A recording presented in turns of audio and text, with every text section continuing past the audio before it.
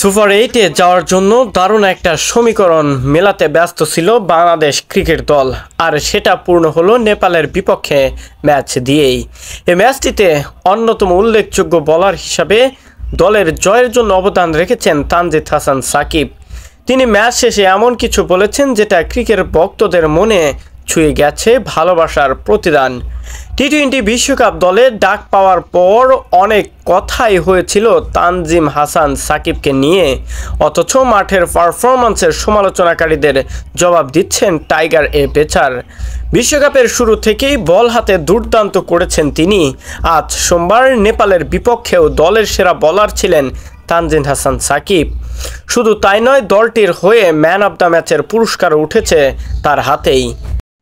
নিজের কোটার 4 ওভার পূরণ করে 7 রান দিয়ে নিয়েছেন 4 উইকেট, যেখানে আবার পুরো স্পেলে 21টি ডট বল করেছেন সাকিব, যা টি-20 বিশ্বকাপে 4 ওভার বল করে সর্বোচ্চ ডট বল দেওয়ার রেকর্ড।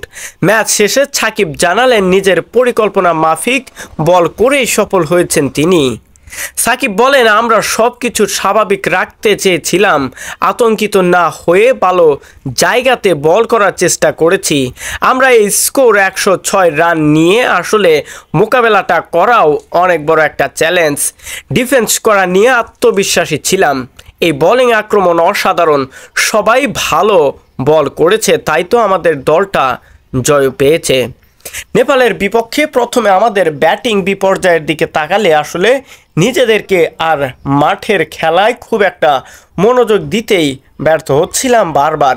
কিন্তু সে সকল ভুলে যখন আমরা উইকেট একের পর এক পেলাম, তখনই আমাদের মনটা অর্থাৎ মাইন্ড গেমসটা একদমই চেঞ্জ হয়ে গেল।